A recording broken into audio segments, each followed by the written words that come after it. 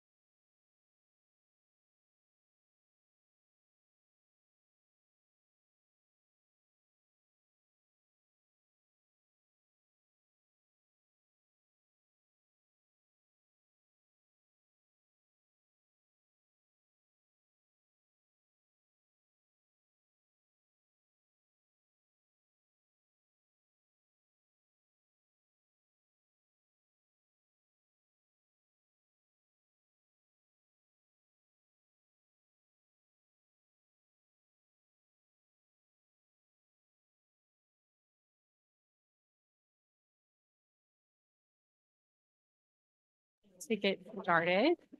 Good afternoon.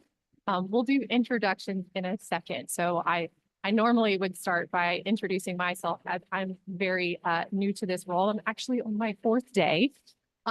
So I'm asking for forgiveness in advance if there are any mishaps in terms of motions or anything of that nature. But before we get started, I'd like to call together the Early Childhood Care and Education Advisory Council meeting to order. May we have a roll call, please, Amy?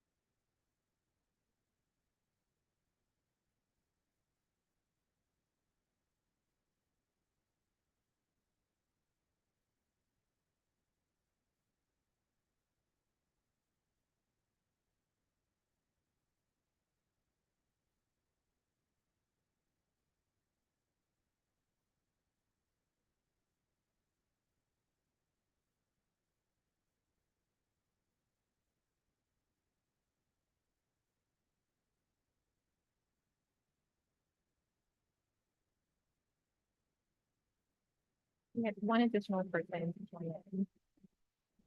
Thank you. All right, we have a quorum.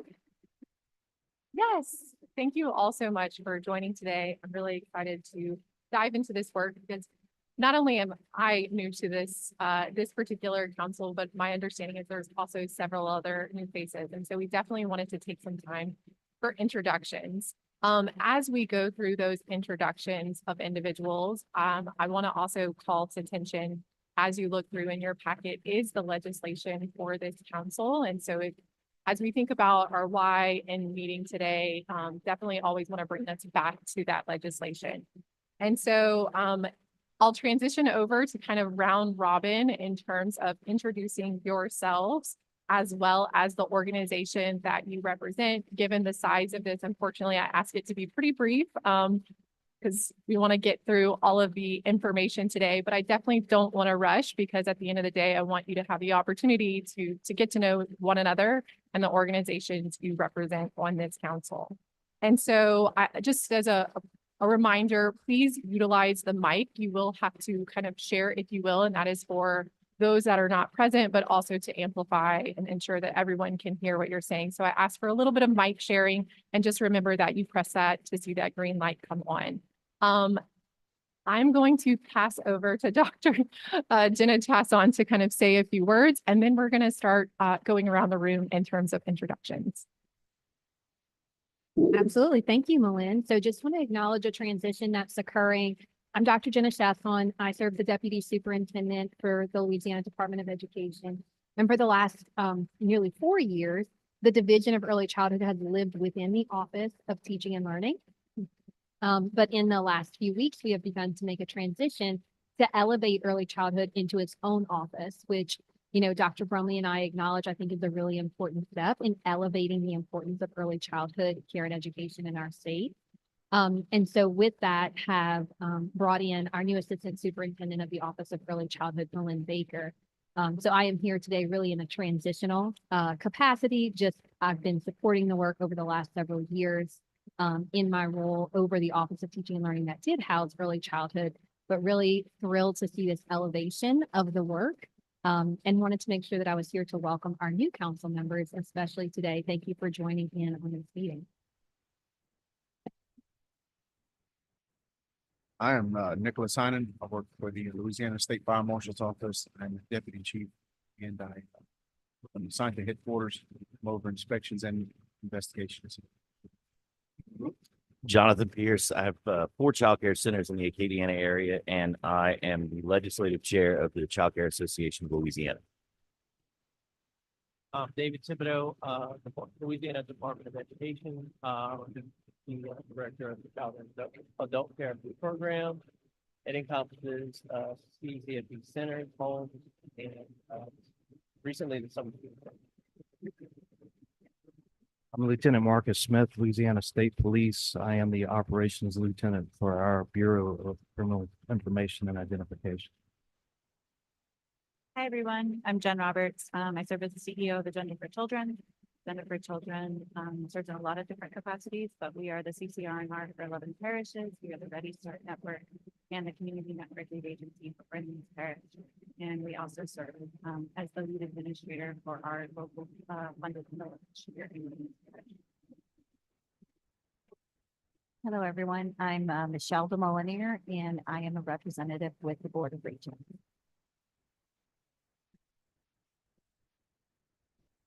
Hi, everybody. My name is Amy Morning. I'm the director of St. Thomas More Early Learning Center. I'm Tafta Miller. I have 2 centers in Monroe. Today I'm representing Type 3 Early Learning Center. I'm also the president of the Child Care Association of Louisiana.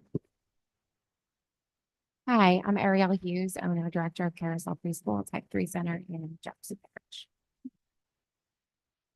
Hi, I'm Sorrento Strickland, and I'm actually here today as a proxy for Paula Polito, who is the owner of Berry Cherry. She's, which is one of the largest type 3 centers in Jefferson, right? Almost across the street from Aria's place, another very large center in Jefferson. But Paula is actually on the board representing Ready Start Louisiana and the Jefferson Chamber of Commerce, where she's on the Chamber's board of directors. Hi, I'm Christy Bennett, and I work with the Washington Early Childhood Network in Washington Parish, and I am the Early Childhood Coordinator.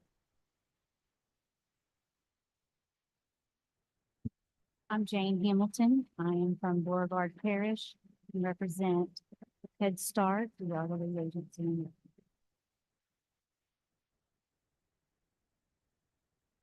I'm Carmen Bradham, and I'm the Chancellor of Parish School System. I'm the Early Childhood Coordinator. We are the lead agency and Ready Start Network. Hi, I'm Maria Blanco. I work with LSU Health Sciences Center. We are the University Center of Excellence in Developmental Disabilities, and I'm here on this representing children and families in the state. Hi, I'm Norma Palma, and I'm the Director of Admissions and Spanish Translator for Garcia Valley Christian School. It's in South Carolina. I am Kelly Taylor White. I am the Workforce Information Counseling Director for the Louisiana Workforce Commission. Libby Sonia, Executive Director of the Policy Institute for Children and Nonpartisan nonprofit organizations really focused on children birth to 4 years. Antoinette Ford, Innovative Network of Knowledge, and representing Head Start Early. Hi, Amy Ewing with the Louisiana Department of Health, Office of Public Health. I oversee buildings and premises, which oversee daycares and schools as well. Hi, my name is Jody Joseph. I am the Center Director at Clara's Gardens Preschool, which is in Alfred in New Orleans. And I'm also here representing a parent of a type 3 child care facility.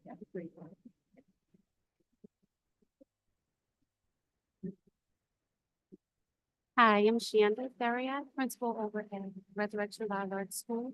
We currently serve pre-K 3 through 7 in New Orleans. I'm White. I'm representing the Department of Children and Family Services for Judge Matlock. I'm from Caddo Parish. I'm currently working for a large nonprofit there that has worked with Judge Matlock for years in the capacity of addressing chronic absenteeism in elementary school. I'm Kim Carver. I'm a banker, and the dad of 3 girls. I also am a board member of the Louisiana Policy Institute for Children and a member of the State House of Representatives. I represent Western St. Tammany, in the House, Mandeville and Madisonville, and I am here as the designee of House Ed Chairwoman Laurie Schlegel.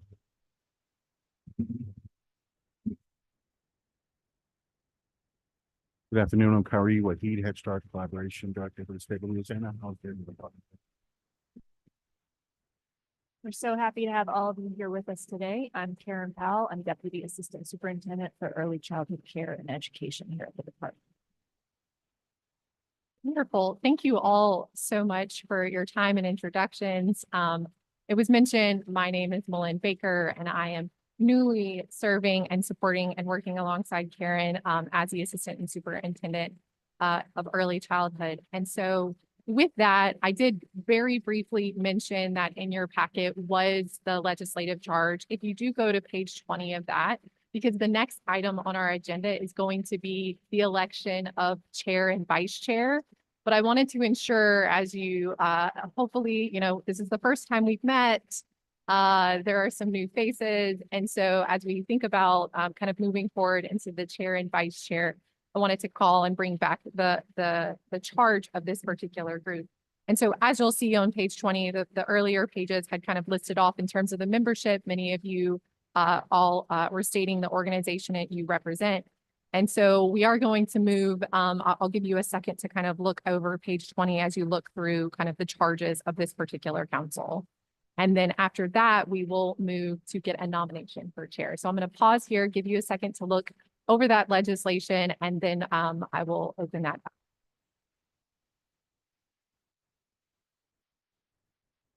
Okay, so can I get a nomination for chair, please? I'd like to nominate Paula Polito as chair and Maria Blanco as vice chair. So we're going to move first with the chair, but I appreciate a motion, a double motion, if you will. And so what I'm hearing is for Dr. Paula Polito, who is absent today, so we have Dr. Paula Polito, and I think in this case, unless there's any opposition, we'll do a roll or not a roll call, but a all in favor, yay. And then if there's any objections, we'll go through roll call. So if all are in favor of Dr. and please say the name one more time as I'm ensuring the pronunciation is correct. Paula Polito, all right. And ensuring that Dr. Polito is willing and wanting to be chair as proxy, can you confirm that? Great, wonderful. So with that, all in favor, say yay. Any opposed? Okay, with no opposition, congratulations to Dr. Polito. We look forward to working with her moving forward. And so, and I apologize, can I get your name as proxy for her today again? Samantha, okay, we're not going to pass it immediately on to you in the moment to serve on. I'll take care of that, but moving forward, we'll definitely work together. Unless you're really, really wanting to.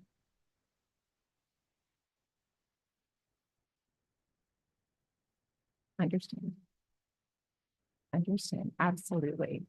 All right, so now, thank you, Dr. Zania. I'm going to open it up for vice chair, and I think the nomination for vice chair, if you say that one more time for me. Maria Blanco, right in the middle. Thank you. Okay, thank you for that second. Okay. All in favor, say yay. Any opposed? Okay, with no opposition, congratulations to our newest chair and vice chair.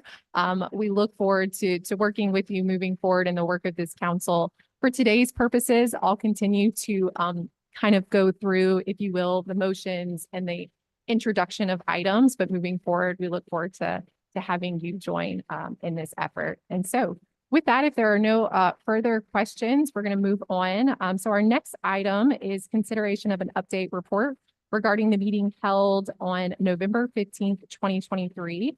And so can I get a motion to receive this report? Thank you, Kelly Taylor White. And is there a second? seconded, and I unfortunately do not know all of the names just yet. Thank you, Jennifer. A second to Jennifer. All right, are there any questions from the members? Great. And I see no public comment, so I'll pass over in terms of this update.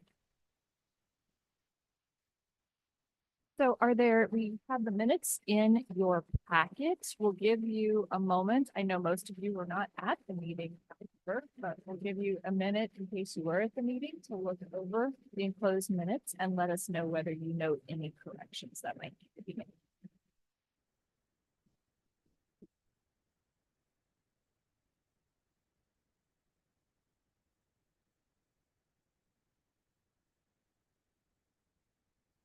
If there are none, I believe we can move forward.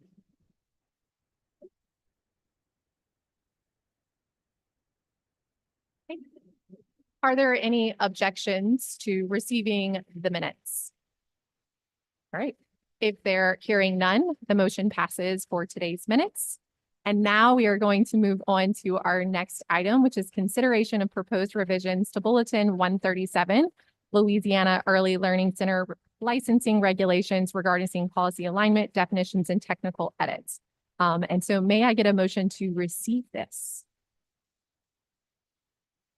Thank you, Dr. Sonier. And is there a second? Thank you, Dr. DeMoliner. I appreciate it, though. I'm going to get you on another one. Okay.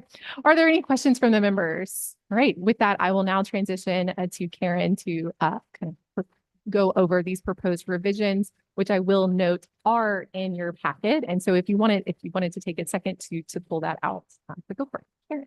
Yes, so you do have the Bulletin 137 proposed revisions in your packet. I'm going to run through a summary of them, but if you did not have time to review them prior to today's meeting, if you want to glance at them ahead of time, I will note, just in case some of you might be new to bulletin revisions, the strike-throughs represent proposed deletions in the bulletin, and the underlining represents proposed additions to the bulletin. And then you'll see that sometimes there are some items in the bulletin proposed draft that don't have strike-throughs or underlining. That's because it helps show where the item that is going to be revised is positioned within the bulletin. So as you can see in the proposed revisions, they include some updates and revisions to definitions, some clarification regarding early learning programs operating at the same address that are located on an LEA or a local education agency property. They include establishing that a current license holder must be in compliance with licensing rules and regulations prior to changing the location or ownership of a center. They provide clarification on how to report critical incidents, clarification of monitoring policy for provisionally employed staff members, a correction of the child to staff ratio for 2-year-old children, clarification of qualifications for in-person trainer requirements for health and safety and medication administration trainings, clarification of use of prohibited substances, and addition of a requirement that the administration of supplements requires prior parental authorization. So I can explain the context for any of these. If you have questions about them, I can go through them one by one, or if you have any particular questions, we can dive in there. I'll start just real briefly. Child Care Health Consultant Program is a program that has been operated by the Louisiana Department of Health up until this point, but it's a program that they are no longer going to be able to oversee. And so the department has been working closely with the Louisiana Department of Health for some months now. And we've also really been listening to field feedback about those required trainings. And so what we're proposing to do moving forward is offer providers choice. So we're going to be providing approved health and safety and medication administration trainings online if providers would prefer to have their staff take that, or if that's more expeditious for getting staff onboarded. But for those centers and sites that prefer to have in-person training, we will still be allowing for that.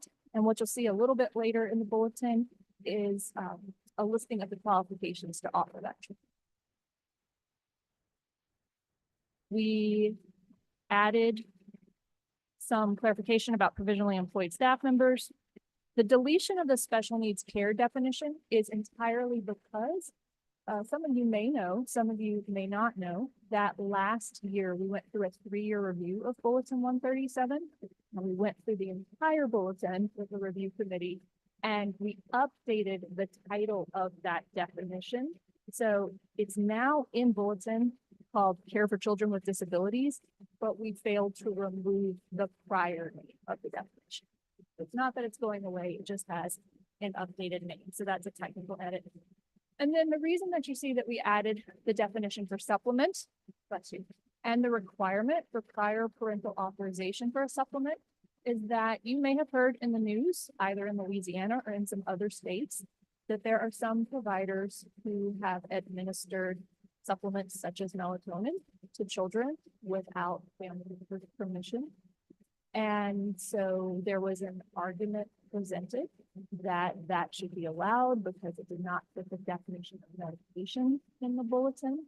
But the department strongly felt that parents have the right to determine what supplements are given to their children as well. And so in order to prevent that argument possibly being made in the future, we've added a definition of supplement, and then further down the bulletin, you see that requirement that parents would have to provide the same prior written authorization for that administration of a supplement as they do for other medication. The health and safety training, and that's usually the purview of the CCI labs, correct? Not necessarily. Some of them have helped arrange them for their centers, but not comprehensively across the state. For the ones that do, will this affect how will that affect the system? So the same trainers that they help arrange for and facilitate trainings with, if they meet those requirements that are later in the bulletin.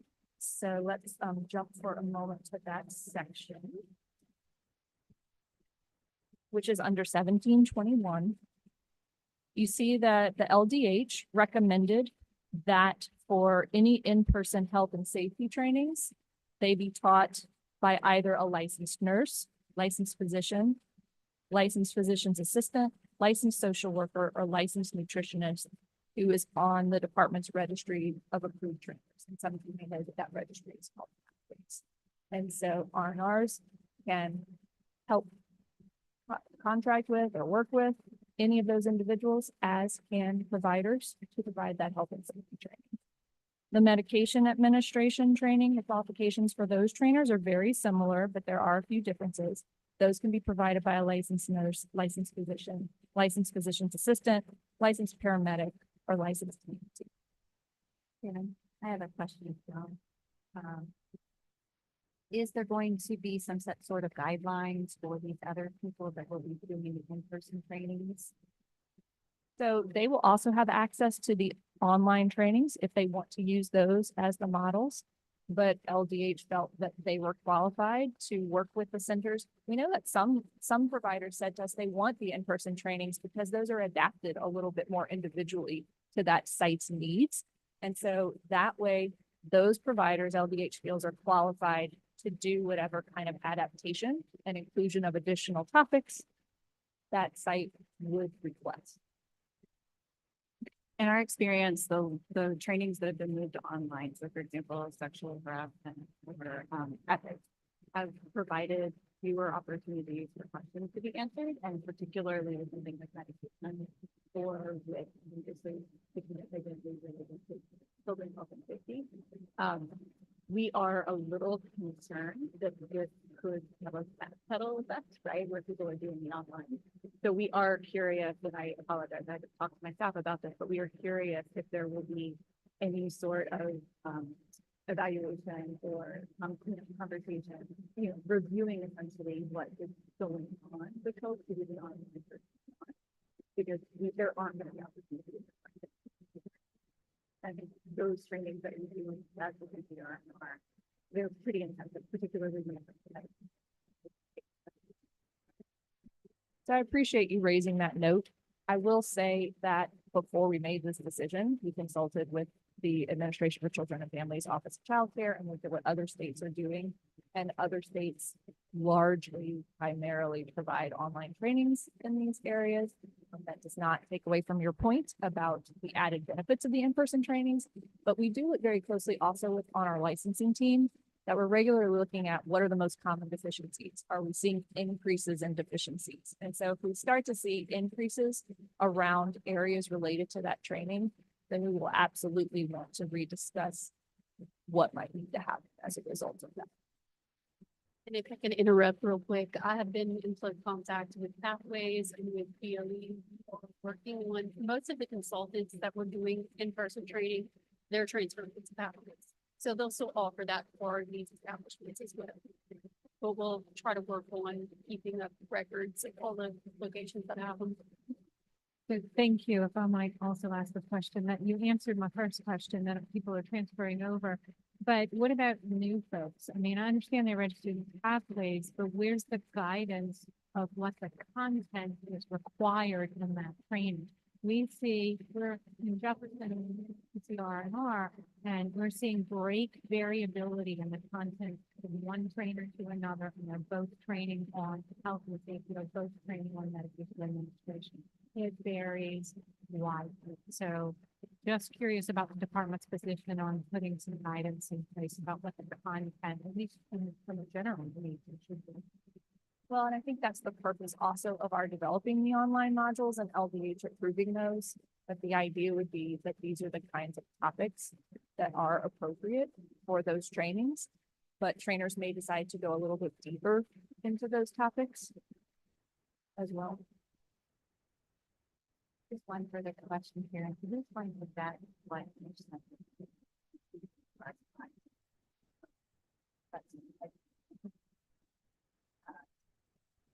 I've stated, there is a big.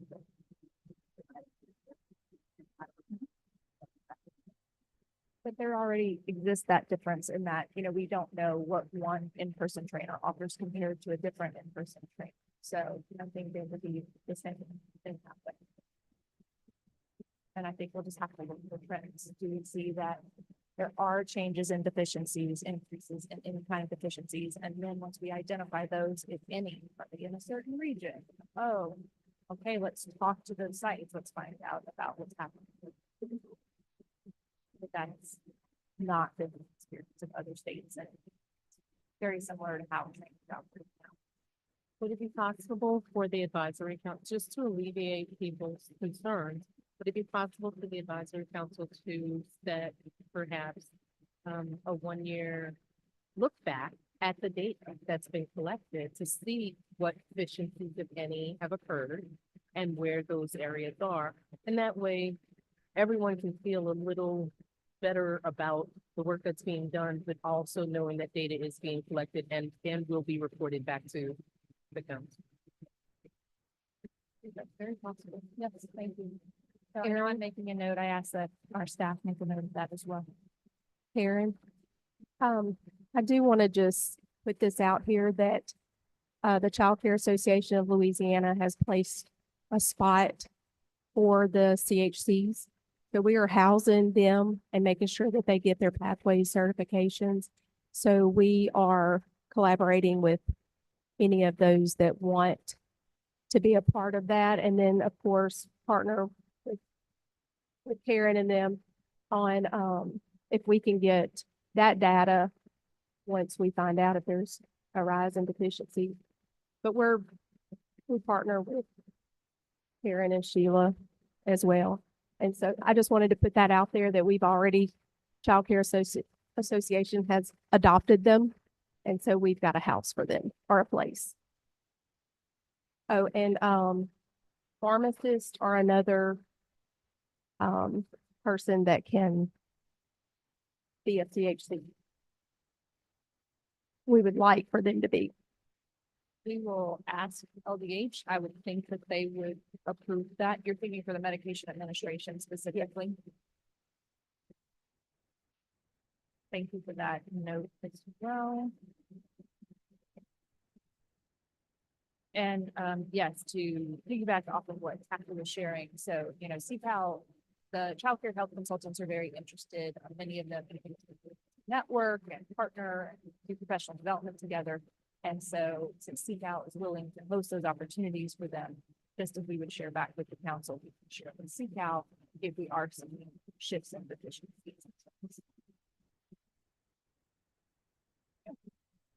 In the interest of time, I'm happy to go through any other questions you have on the items, but in the interest of time with the very full bulletin we have, I wanted to ask if you do have any specific questions about any other bulletin 137 proposed revisions.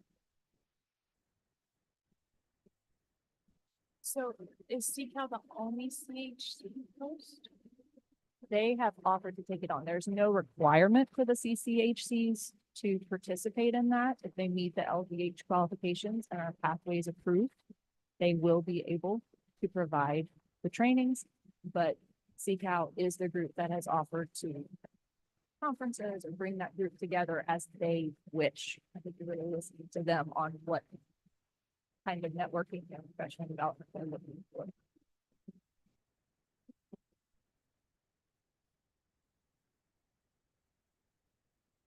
Any questions about any other specific bulletin 137? Happy to explain today. I'm also happy if you don't feel it's necessary today, but would like to follow up with me. I'm happy to explain it.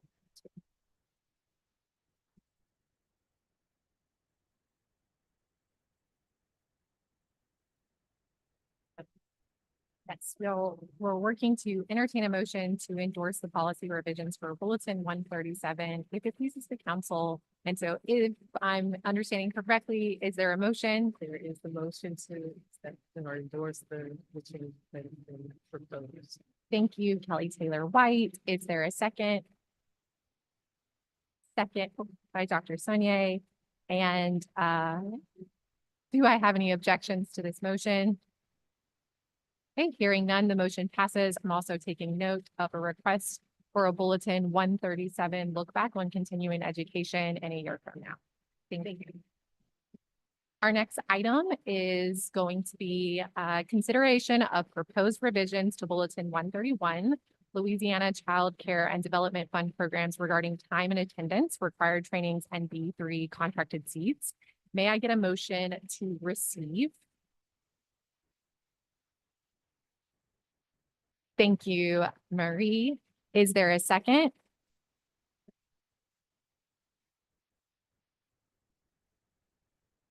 Thank you. And are there any questions or comments from the members prior to introduction of this item or public comment? So if not, I will transition again to Karen to facilitate this next item. Okay, so again, you have before you in your packets the full proposed bulletin language for Bulletin 139. I am going to summarize them and then we are happy to elaborate on any of them individually. So you see some updates to definitions regarding automated childcare time and attendance, back scans, and finger imaging, and to requirements for secondary phone numbers for providers. And the reason for those deletions and updates is because, as many of you know, last year the department moved to a new time and attendance system called Kinder Connect. So there are references in the bulletin to TOTS and finger imaging and IVR and POS that no longer are relevant. So it's updating the bulletin based on our new technologies. Again, you're going to see some themes continuing from 137. So making sure that 137 and 139 align where there's overlap. So again, the deletion of the child care health consultant definition, that clarification of qualifications for in-person trainer requirements to conduct health and safety and medication trainings. And I will note that I'm sure that you would like us to consider the addition of pharmacists for the medication administration training in 139 as well. Something for those of you who maybe have not spent as much time in Bulletin 139. You see a lot of repetition in there, if you notice that, because Bulletin 139 covers family child care providers, in-home providers, and school-based providers. And so they each have separate sections in the bulletin. And so you'll see that we have to update things that apply to all three types of providers in each of their sections. So that's why there's some repetition in the documents before you. You see, again, the addition of a definition for supplement. the addition of that requirement that the administration of supplements require prior written parental authorization. And then you also see some updates and some additions. One is a clarification regarding potential suspension of payments. A very important word was left out of the policy language in that section. The word not was left out of that section. And then you'll see a section in the beginning, the addition of definitions for contracted and voucher seats and the updating of the child care assistance program definition. And then at the end of the proposed bulletin language, you'll see the addition of methods for making payments on CCAP contracted seats. So many of you know that over the last, I believe, 4 years now, we have piloted contracted seats. So the traditional child care assistance program model is a voucher seat model. Parents and families and children qualify as eligible for those seats. And then the families identify at which site they wish to place their child. If the site has availability, that voucher and that funding goes to that selected site. If that family has to move or family makes a choice for a different provider, that voucher follows the family as they change providers. So that's a voucher seat model. We've been piloting for the last 4 years a contracted seats model. This is really a direction that we have been pushed to move into by the Federal Office of Child Care, and something that we and advocates and providers have also been very enthusiastic about, because it helps us stabilize childcare business and ensure that children are being placed in high quality sites, because contracted seats are awarded set numbers of contracts, set numbers of seats to providers. And as long as providers fill those seats within a designated period of time, they're guaranteed the payment for those seats. And so it's very difficult, as many of you know, and our providers know better than any of us, to have a strong, stable business model when there's so much transition in the families you serve and the children you serve. And so these contracted seats really work to stabilize that.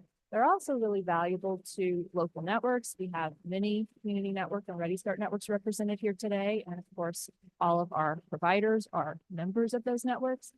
And so our networks and our providers have done so much incredible work over the last couple of years of really analyzing access issues and where there are deserts and where there are barriers, and work to make sure that they are allocating seats to areas that otherwise wouldn't have care. That they are allowing childcare to open in an area because they can guarantee that there's funding available for those seats. Or they are making sure, as you know, our contracted seats is an infant and toddler model. It's a birth through 3 model. And so they're making sure that we're serving more infants and toddlers, since we all know that that is the great access challenge. Some of them are reserving seats for young children with disabilities. So contracted seats have all of these benefits for children, for families, for providers, or communities. So I will give you a moment, if you haven't already done that, to look at the proposed language.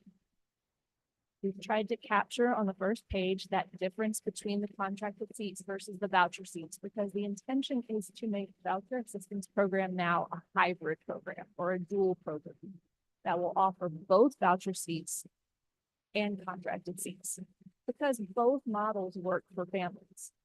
There are families that need to have that flexibility, but we also need providers who have that stability.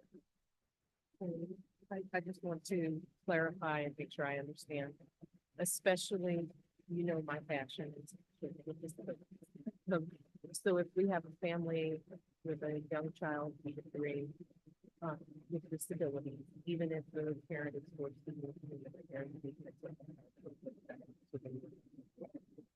so that would be still available.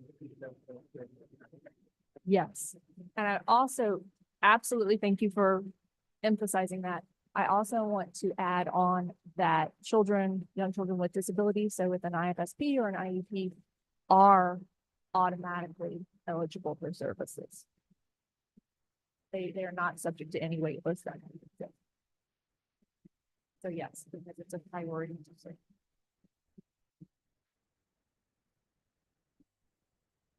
Somebody has questions at this point? Absolutely. Sorry, there. Yeah, somebody else.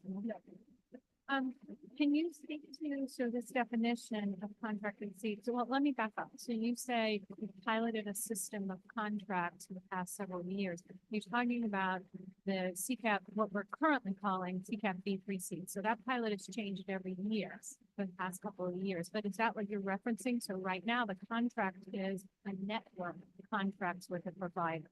So this definition says LDOE.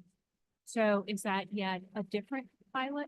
And so networks would no longer have contracts with providers? So it would not be a pilot once it was finally codified into policy. But yes, you're correct that there would be one additional shift here.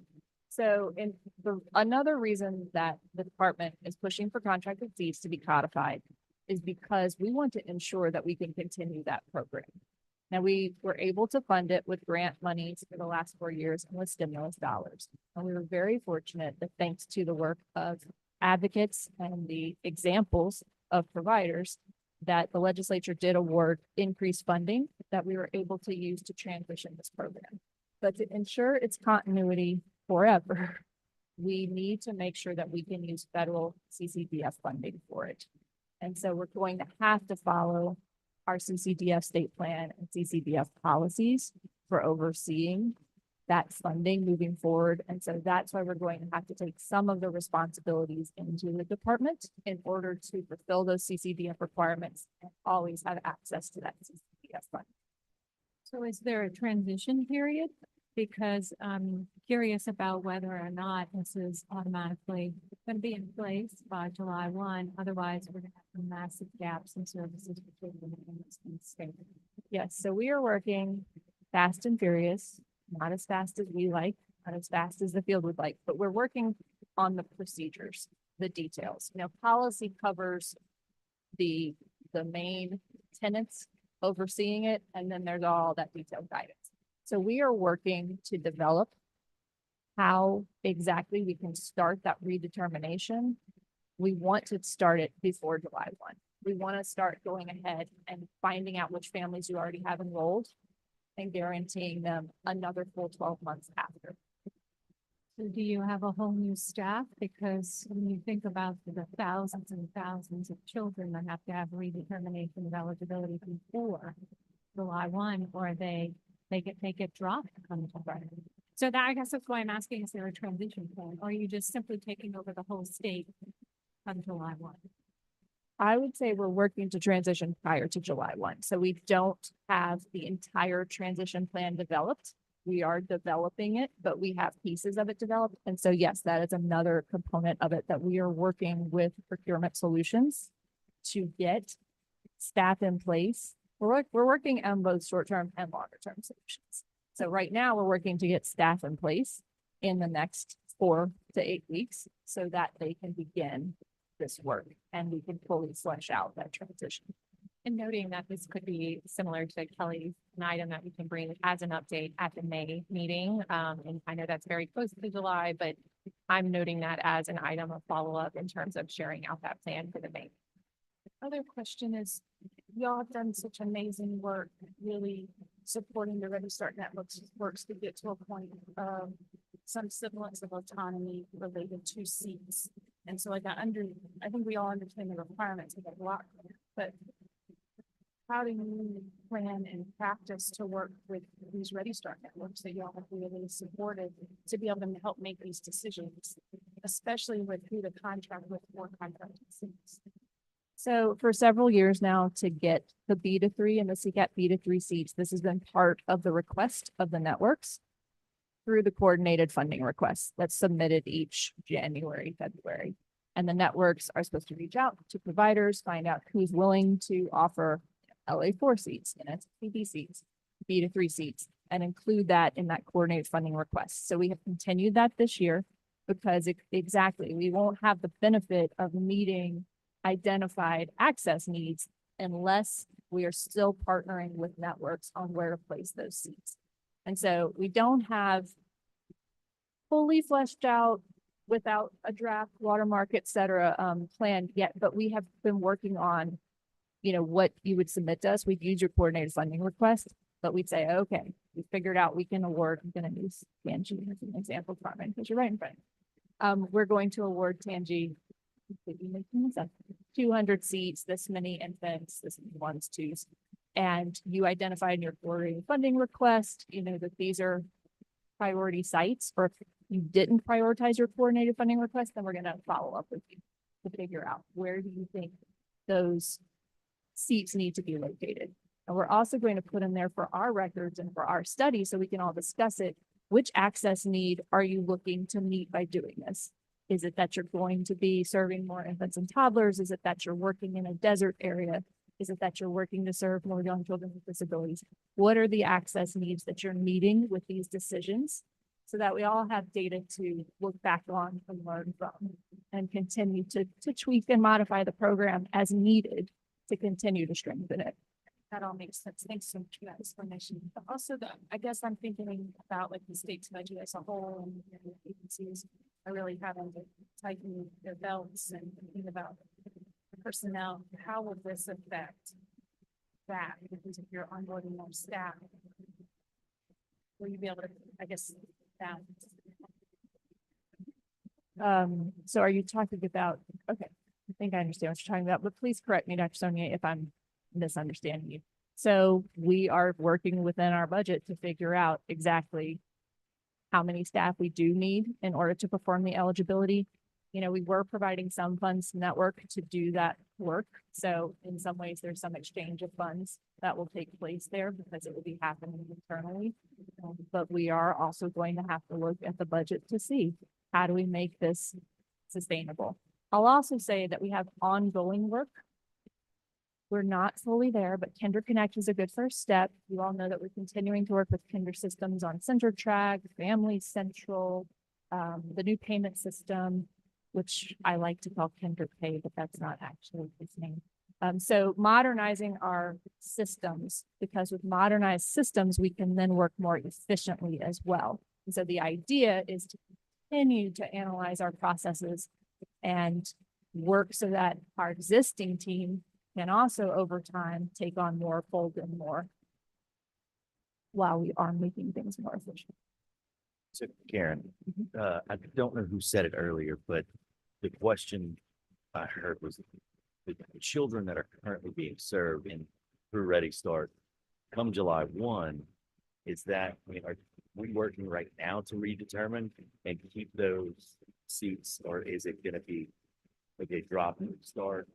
So we're not working to redetermine yet, but we're working towards getting the new team members included to start those redeterminations this spring, because we all know we do not want to have 4,500 or 6,000 redeterminations hitting this year or every year in July. That's not an efficient way to process them. So we're looking at some ways that we could begin rolling out the redeterminations in the spring. So there are different ideas for it. We are happy to take feedback on it. One thought was, you know, okay, let's maybe start by age group. So maybe we start with infant redeterminations, and then we move to ones, and then we move to twos. Another thought is let's do it regionally. So let's do the, you know, entire redetermination for Jefferson and Orleans and Tangi in phase 1. Let's do the redeterminations for Lafayette and Washita. Yes, yeah. So we're figuring out what that rollout process will look like, but we don't want to create, yeah, exactly. But so will the providers that have contracted a certain number of seats, let's say, one provider has 3 seats, one provider has 8, will those numbers remain the same currently or as they are now? Or will that change? It'll be based on that coordinated funding request, I would think, because that's what you just said you wanted for this upcoming year. But I would hope that you were thinking about moving your infants into ones, your ones into twos, and your twos into 3 spots. If not, though, I think we absolutely, because this is a new process, you know, I think it's fine to work with your network and work with the department to say, oh, wait a second. We didn't acknowledge these 5 children, and we don't want to lose any children. So we want to make sure that every child is rolling over. So if we need to tweak that coordinated funding request, that's what we'll do to make sure that no currently served children we still meet eligibility requirements. Get taken out of the program. Karen, as you're thinking about this, you said something which was you don't want thousands of kids to go through these kind of experiences. As you're thinking about this, I know this is jumping forward in the presentation. There are 12, 15 community networks who are requesting ECCE money. I recognize that Orleans is much bigger and we do have thousands of kids that we are trying to do this plan. And so as you are thinking about the department strategy on how you guys are going to do that, it would be very helpful if you were also thinking about PCF folks who are also trying to figure that out. Because right now, as you know, this has already, that was our delay.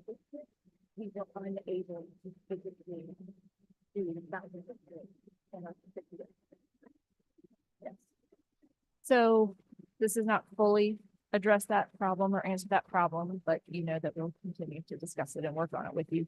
One of the many things we're looking at to try to alleviate situations for networks that are raising local funds that will then qualify for state matching funds from the Early Childhood Education Fund is we are looking, for example, at all the applications that we might have received at the department that have already been found as eligible, but that are on the wait list, and how we can make sure that we identify if Jen has 500 open slots right now, and we have 300 or 500 or 800 children from Orleans on our list that are birth to 3 that we want to, Jen, here you go, please. Yeah, but I think the challenge is we don't know if we need 800 seats or 500 if we can't start doing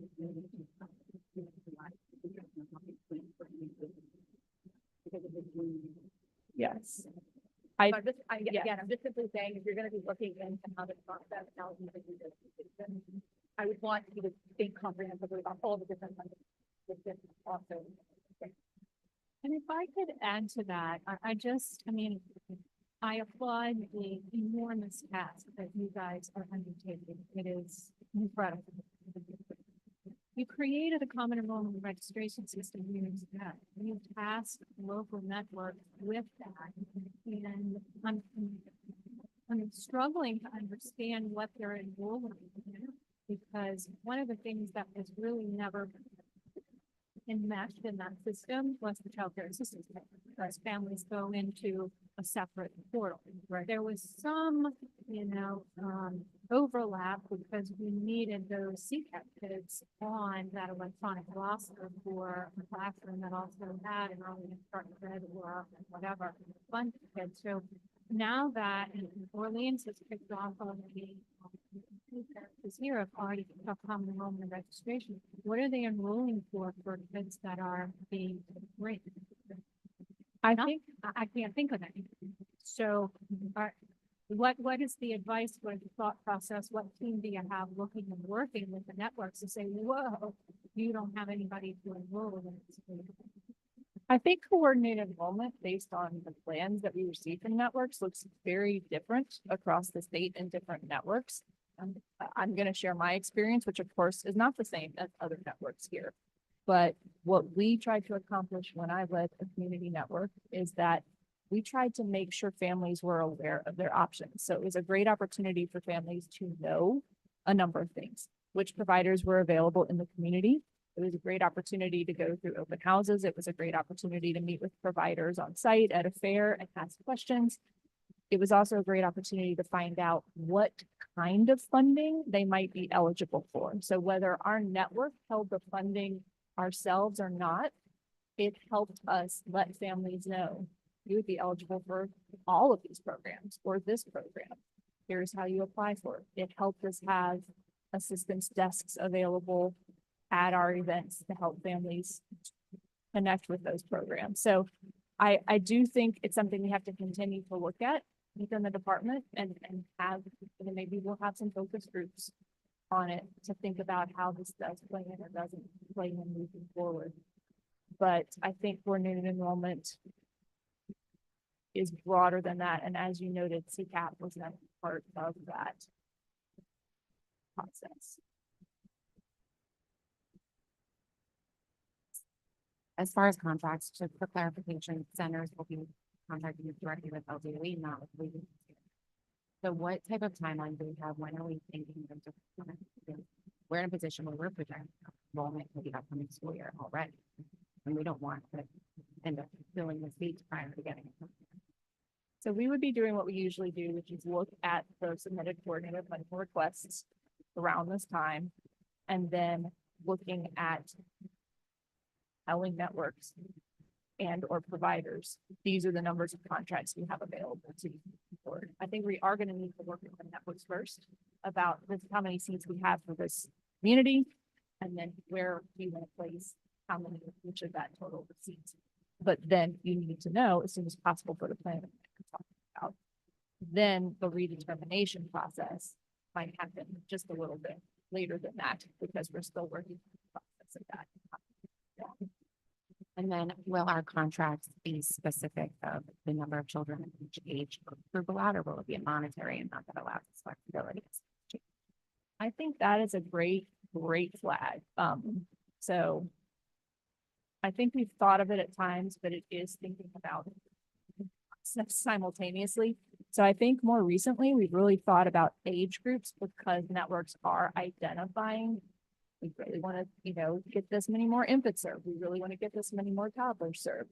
But I think that's something we could continue to have some one-on-one meetings or small group meetings to think through and what are the pros and cons to both approaches. I mean, we're trying to design a system that does allow us to have some flexibility and learn from what we're doing as we do it.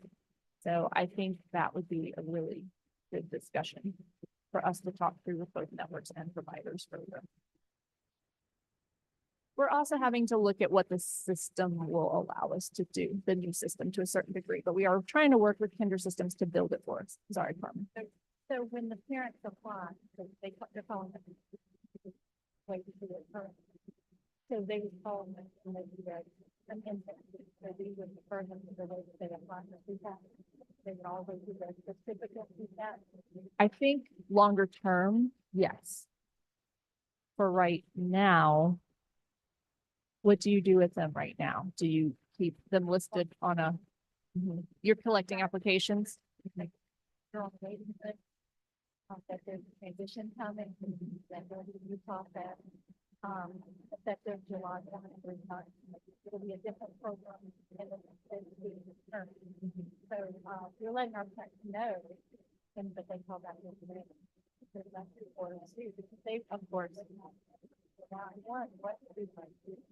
And we're not happy about not having it all formulated yet. I will say, if we can codify this and then get the first set of processes worked out with all of our stakeholders, then at least you've got a strong program in place that shouldn't keep adjusting from year to year, to Sorrentha's point. Follow that application because we finally get with our common enrollment. Our common that we're able to follow that application.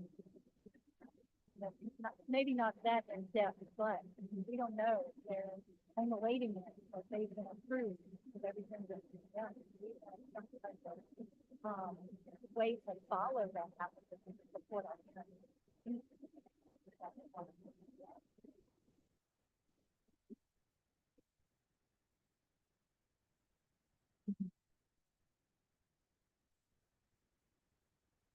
So, Karen, I would like to formally request that CCAL and other stakeholders, but specifically CCAL, be a part of that development process.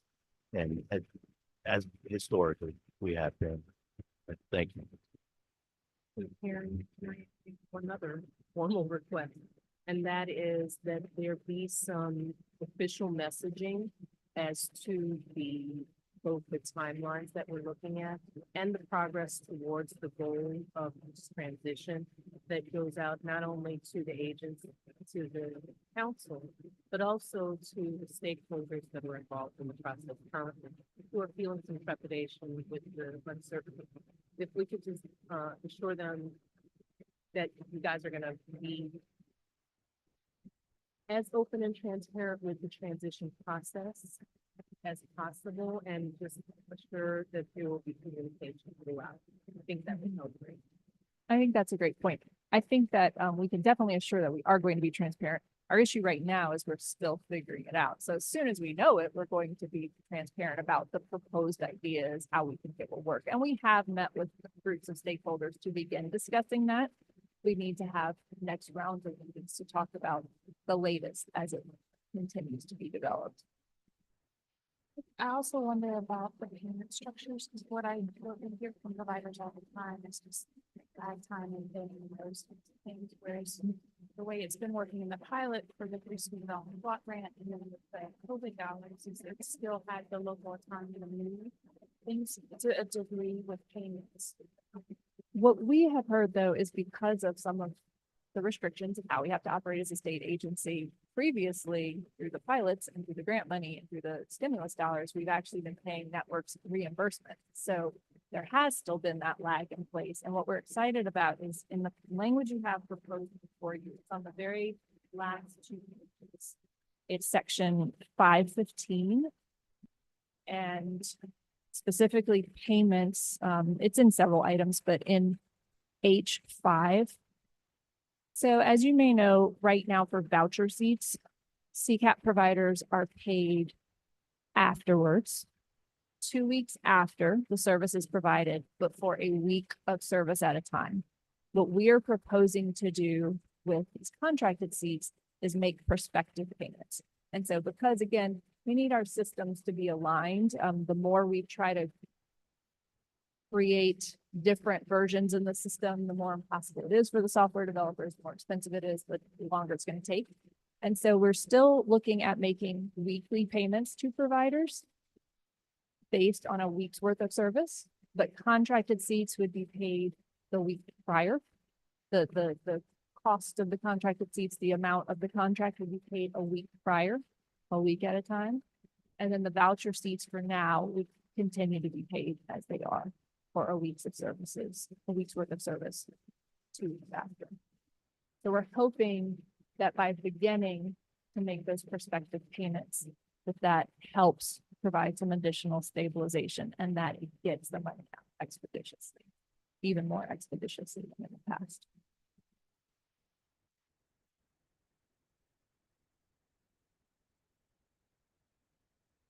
So I noted, and I noticed in 4, right above what we just discussed, it says that the seats will be paid at the standard CCAP rate.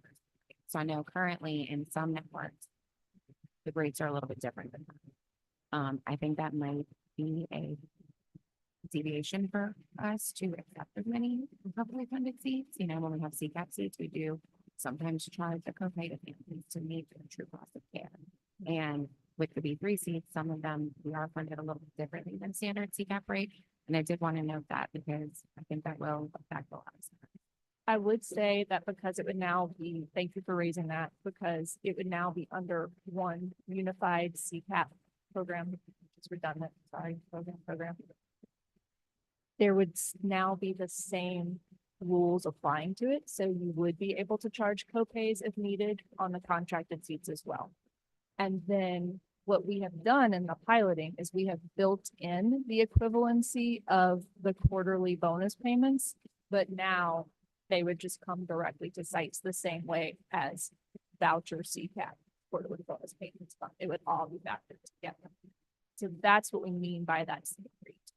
But we did not specify, and to your point, it would also mean the same copay multiplied because it would all now be part of the child care assistance program. So anything found in Bulletin 139 that's required for voucher seats would apply to the contracted seats unless specified otherwise.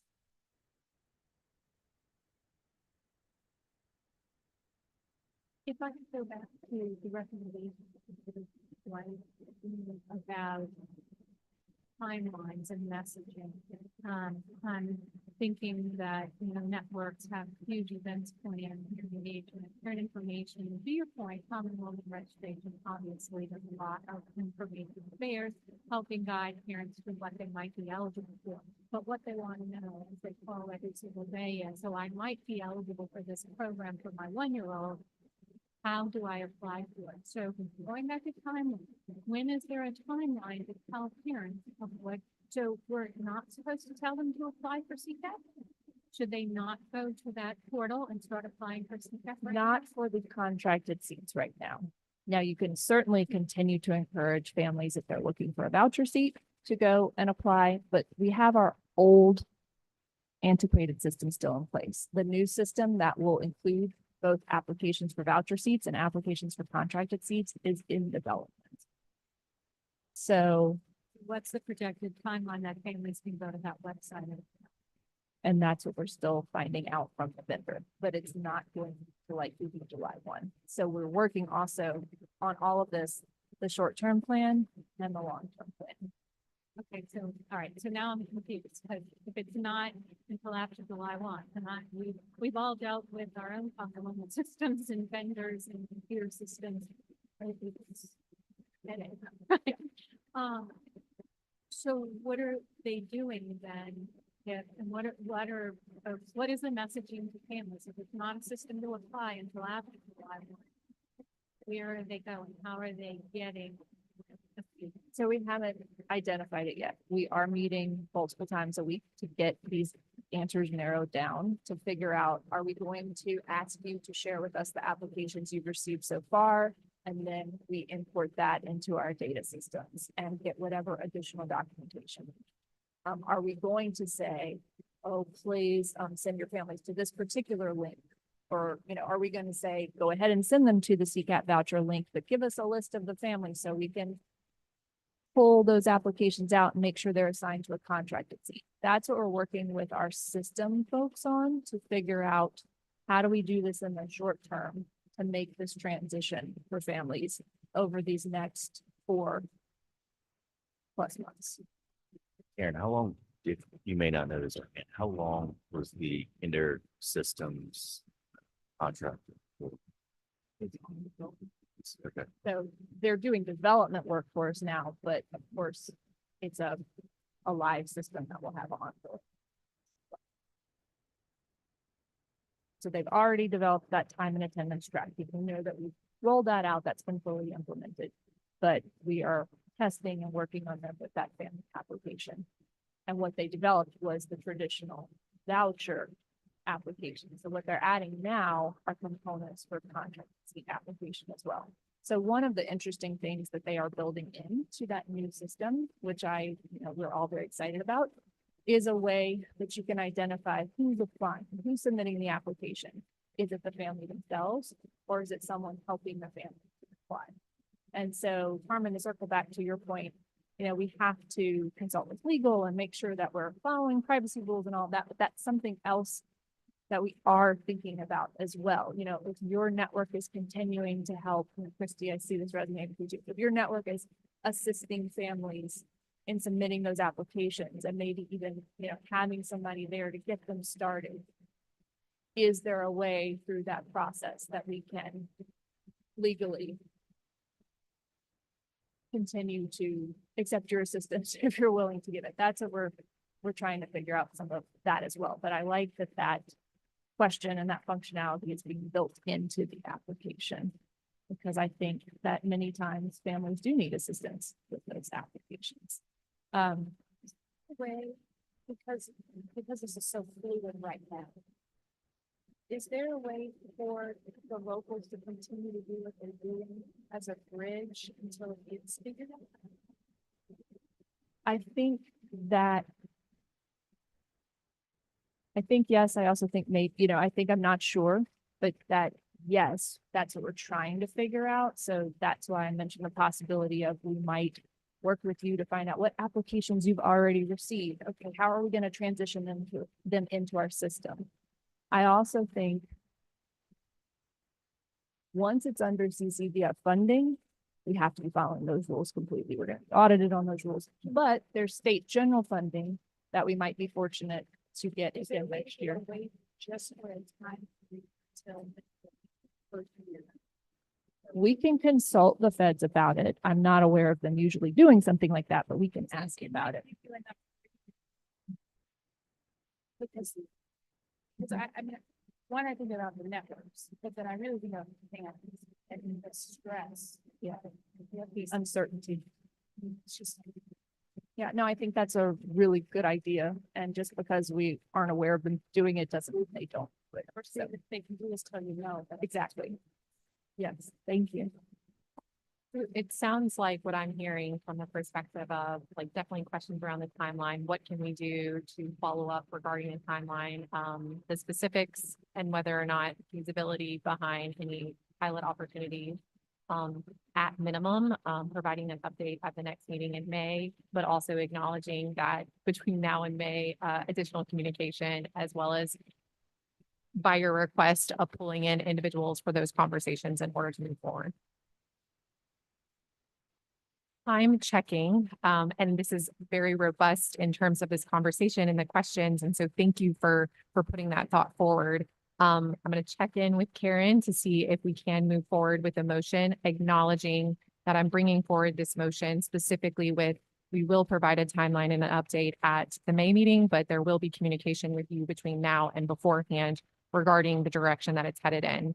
And so with that, I'd like to entertain a motion to endorse the policy revisions for 139. If it pleases the council, is there a motion? We add in that motion. Yes, engage- so entertaining a motion to endorse the policy and visions for Bulletin 139 with engagement with select, or I'll say stated groups during the meeting, as well as a provided updates to the council in advance of the May meeting, if not sooner. Like to say the positives would want to be one of those. Like to count. Got it. Thank you. So adding that to that motion specifically for groups for CCAL, and then I'm going to defer as the fourth day on the job to ensure, I'm going to look at Karen to make sure that the proper groups are incorporated. And so with that, is there a motion?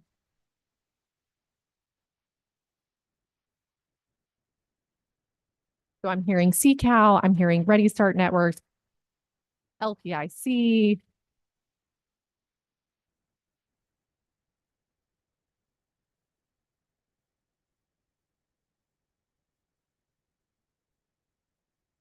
Got it. Noted as stakeholders, just acknowledging, given our time frame, that it will have to be direct and targeted simply because I think if all of you can hear today that the time frame is of the essence.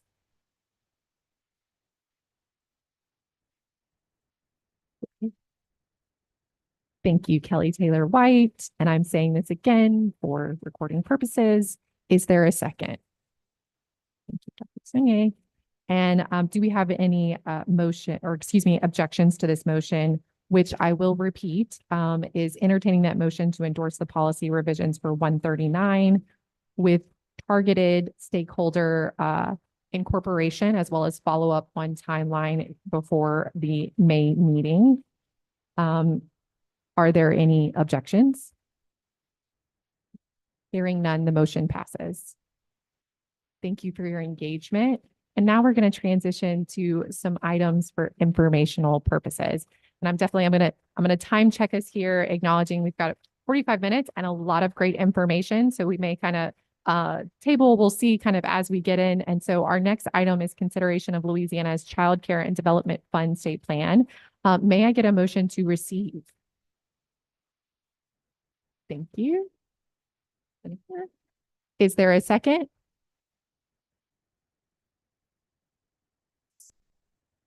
Thank you, Bridget. Are there any questions or comments before I transition back to Karen to provide this update? All right, and if there are no public comments, Karen, please take it away. Yes, so being sensitive to time, we want to be very respectful of your time, but I echo Mullen in that we really appreciate the robust discussion because we have come a long way with the development of our planning, but we know there's a long way to go. And just as we have been having these stakeholder meetings and discussing it, we will continue to do so. So being sensitive to the time, I am going to try to move a little quickly, but I want to be clear that please stop me at any point to answer questions, get more specific, but some of you might be familiar with, and some of it we'll be providing further updates on. So the CCDF state plan is something that we have to do every 3 years. We are the lead agency for the CCDF grant, or the Child Care and Development Fund grant. And so we are working right now to begin our plan that will start. It's called the 2025-2027 plan, but it will start October 1st, 2024. So it's on federal fiscal year. So we are working on this new 3-year plan. And so to help you kind of understand the process of that, I'm going to give you a quick CCDF overview, some background on the plan, and discuss the areas covered by the plan as well as next steps.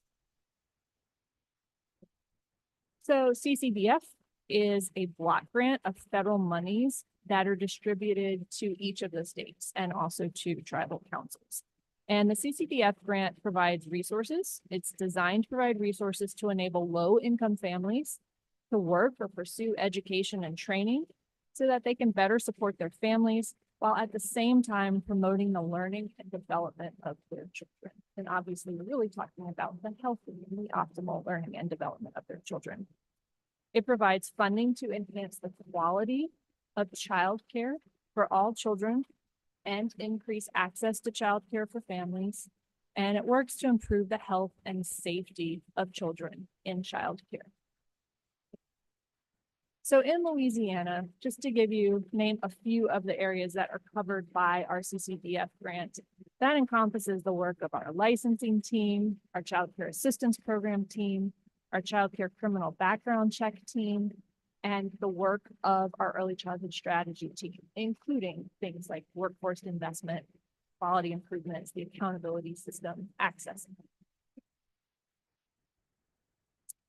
And so these CCDF funds have played an integral part in preparing our children for kindergarten in Louisiana. As you'll hear shortly, I hope, in the Q4 report, we have seen in the performance profiles great progress since the initial year of those performance profiles. And so these CCDF funds have helped us accomplish that. They pay for CCAP seats. They pay for our health and safety monitoring of early learning sites.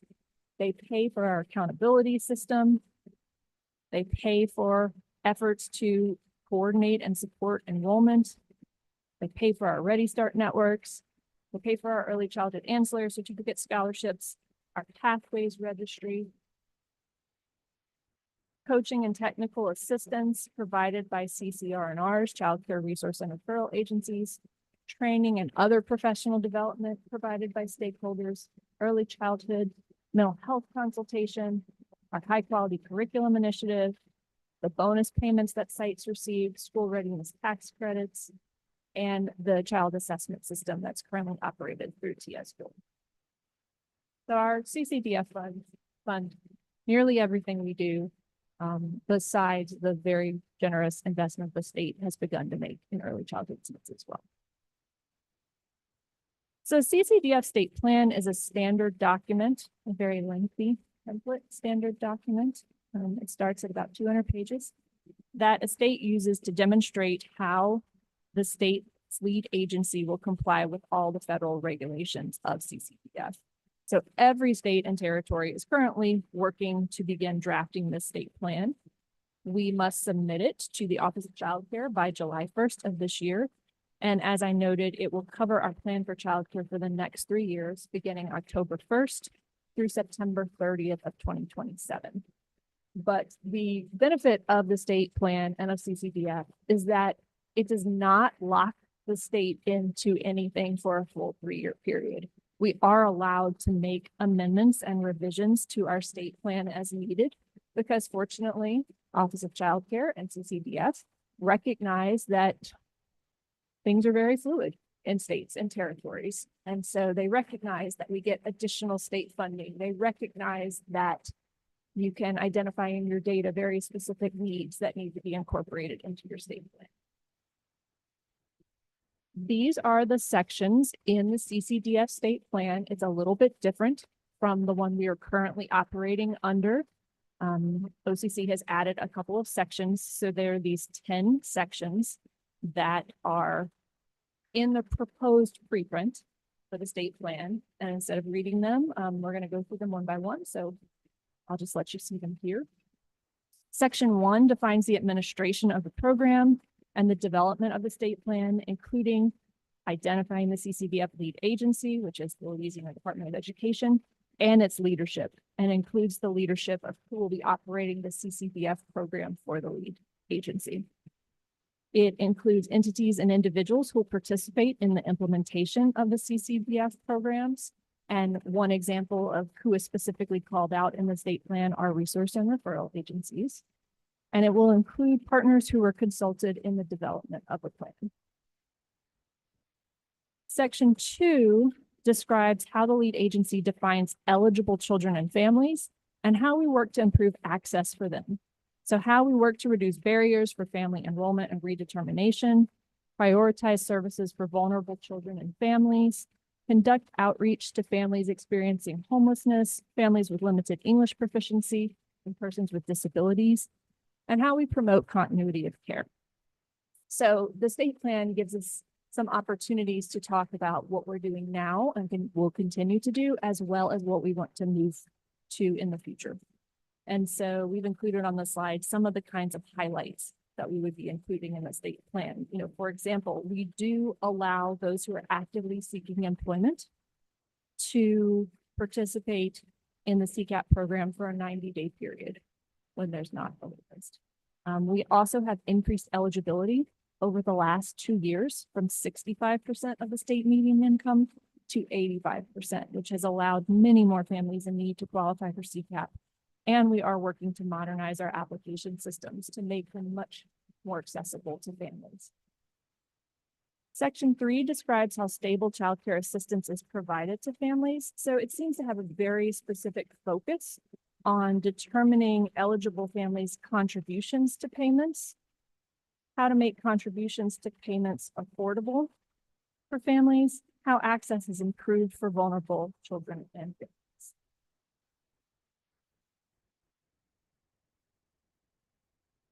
Section 4 highlights how providing access to a full range of providers helps ensure that families can choose a childcare provider that meets their family's needs. I'll say that this is a section that, you know, when we go to federal meetings, we hear other states really struggle with this because they don't have the benefits of our school readiness tax credits, of the quarterly bonus payments. While we all know that that is not everything that our early learning sites need, and it's not everything that we want for them, it is a benefit that we have that other states don't.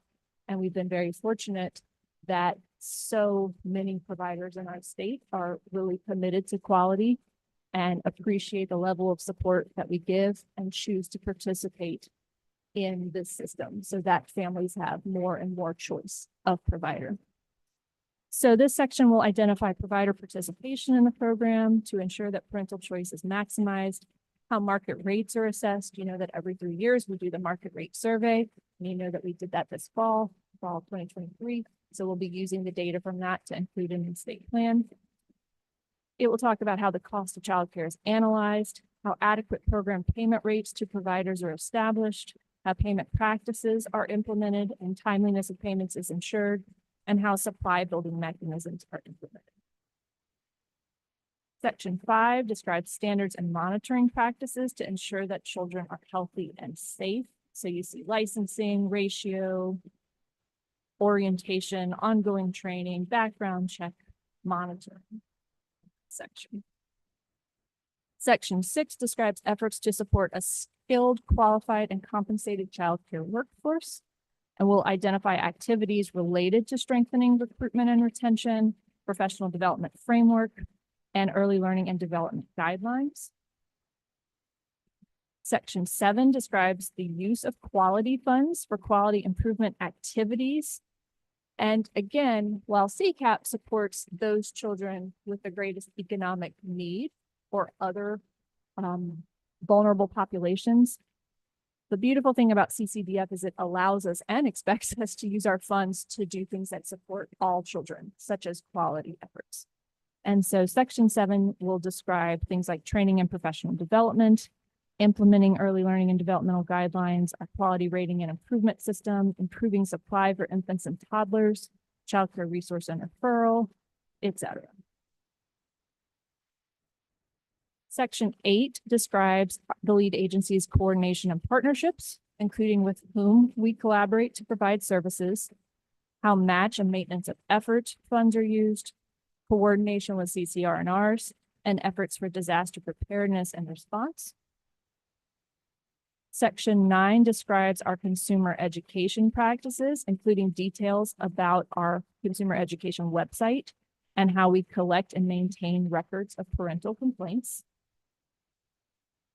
And Section 10 describes strategies for program integrity, including internal controls and accountability measures, and our efforts to reduce fraud, waste, and abuse, including both program violations and administrative errors. So as I said, we're beginning this work now, and we will be in March through May working on consultation on our development of the plan. You can hear from today's discussion that we have many very, very large scale things in process. So that's why you have a bit of a broad timeline here, because we know we really need to work, for example, on B to 3 seats in the next 4 weeks. So that's why, we may not be having consultation on the state plan with stakeholders until April, but that is absolutely part of what is expected and how we will operate with the development of the plan. In April, we will be providing a draft of the state plan publicly and continue consultation. We expect to present the state plan in a public meeting in May. We will absolutely be having a public meeting. That is when we expect it will take place. We'll give you much more specifics about dates once that's identified and once we're a little further along in the development. Then by June 30th, we'll have submitted it to the federal level for review. And as I noted earlier, it will become effective October 1st. So a quick preview, we will be bringing back, like I said, more details about it and having a meeting entirely focused on the state plan after consultation with stakeholders and further development. But we wanted to give you a preview of what to expect. Any questions at this time?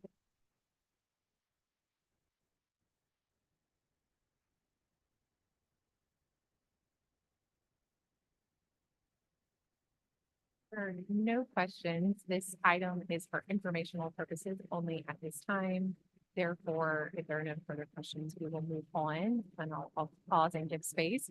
Just noting that this is for informational. Great. Our next item is consideration of an update report regarding Louisiana's Early Learning Center Emergency Plan. May I get a motion to receive? Thank you. I mean, earlier we had multiple. Is there a second? Thank you, Jonathan. All right. And are there any questions or public comments related? If not, I will transfer over to Karen. Thank you. So annually, we also want to provide an update regarding Louisiana's Early Learning Center Emergency Plan. Unfortunately, in Louisiana, we live in emergency season for much of the year, but perhaps so does every state, just different emergencies. So just a few reminders to share with you today that Louisiana's Early Learning Center Emergency Plan strives to ensure continuity of care, parental support, and provider support in the event of an emergency situation.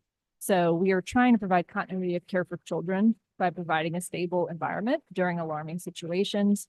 We work to ensure that CCAP cases remain funded, that things like case deadlines that may arise in the middle of a disaster are extended because no one needs to be worried about filling out an application when they have perhaps lost their home. And we work to assist families in placing children in other high quality sites if necessary. So unfortunately, the reality is that sometimes our sites have to close down temporarily due to emergencies. And so we work with families to help them provide other care for their children. Obviously, I believe that providing continuity of care for children is another form of parental support, but the purpose behind that is both for the children's benefit as well as to support those families who need care for children during a stressful situation. If any of you has worked in an emergency shelter, you know that you're trying to give the families a moment of respite from the chaos and the sadness and the pressure. And so that's what we want to try to do with our emergency plan as well. Let them know that CCAP is something they don't have to worry about. This also allows parents to return to work or school and maintain normalcy, maintain paychecks, be able to recover and to inform parents of resources to cope with disasters. We also assist providers with reopening their businesses to serve children as expeditiously as possible. Obviously, if a site has sustained damage that makes it unsafe, we're not going to put children at risk. But if a site can reopen, we want to work to help them reopen as quickly as possible for the provider's sake, for the family's sake, for the children's sake. We prioritize assessing damage. We work to facilitate temporary or emergency childcare. You know that we've had situations where centers have taken in additional children temporarily because other community providers have had damage, and these centers wanted to help provide that emergency childcare. And again, we provide information about available resources during the disaster. So we have linked in this online deck the actual Louisiana Early Learning Center emergency plan. We do require that providers develop a plan, practice and train on the plan, and follow a written emergency preparedness disaster plan. We provide resources and guidance to help providers in the development of those plans, as do contractors that we support, like child care resource and referral agencies. And you can see here what each provider's individual plan must include at a minimum, with the typical disaster response kind of procedures for evacuation, relocation, etc. We also say that as part of that plan, you must post visibly important emergency phone numbers. I will let you review that and let us know if you have questions about those individual plan components. Communication is also a key aspect of our plan. So as we are doing now, and as we will be doing in messages to providers and families, we advise constituents annually of the need for emergency preparedness and where to obtain information. When there is a possible emergency, such as a named storm in the Gulf, we notify providers and supply guidance. If there is a disaster declaration, we work to determine whether the disaster is severe enough to necessitate temporarily suspending provider licenses, or whether we do not have to do that. We hope we do not have to do that. And if there is going to be suspension, we issue the required reopening form so that centers are prepared to get back to business as soon as it's safe for them to do so. And so we also have these resources available on our website. I will give you a heads up that, as you may know, we've had some rebranding done in the department, and it's also been a little bit of time since we have updated these plans. We have reviewed them, but what we're going to do is we are working to review them yet again, do our annual review of them, and put any updates on the website over the next month or so. Any questions about the emergency plan?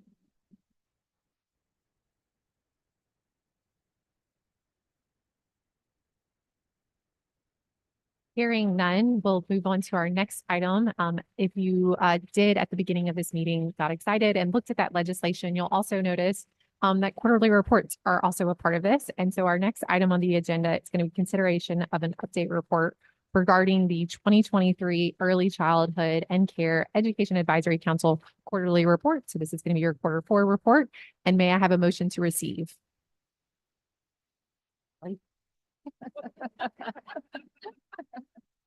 Thank you. I love a strong silent hand and also a vocalization. And a second? Thank you. Awesome. Thank you so much. And are there any questions or public comments from members? In seriousness, though, thank you for kind of engaging in terms of thinking about emergency plans, hoping it's not available. But now, Q4 report, I'll transition over to Karen if there are no comments ahead of time nor public comments. Okay, so our Q4 report covers the period of October, November, and December 2023.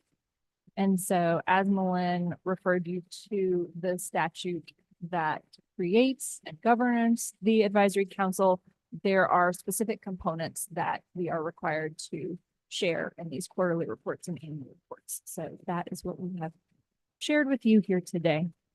So one of those areas of focus is updates on early childhood community networks. And so as many of you know and lived in the Q4, The department and community network lead agencies worked together on the following first semester TS Gold activities. Sites completed their fall checkpoint. The department hosted a TS Gold extended office hours, to provide technical support to all networks. Sometimes there's turnover in networks and there are new network leaders, and many of you are veterans, and so you probably don't need all that technical assistance, but it's a good refresher and it's a good source of support for people who are newer to the work. The fall checkpoint showed that 93% of networks met the full fall checkpoint criteria. And the next checkpoint is in February 28th of 2024. I think that the TS Gold system doesn't.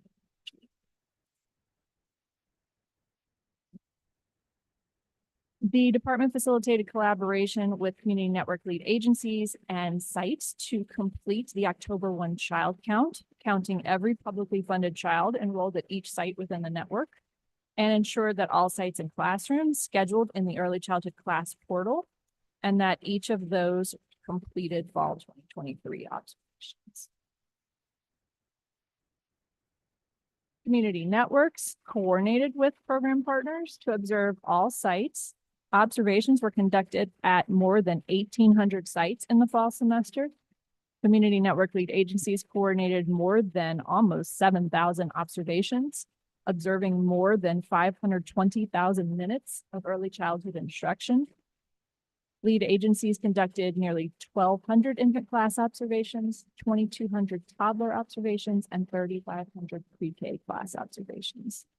And there were 13 classroom level waiver requests that the department processed. Those were situations where, despite the lead agency's best efforts, the classrooms could not be observed.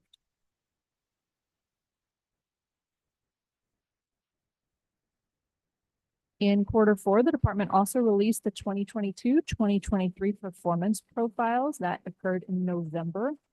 And I think we are all delighted that those scores are the highest scores ever for all site types, with the most growth occurring in childcare. Instructional support and engaged support for learning scores, those are particular domains within the class tools. Those scores increased to a record high as well.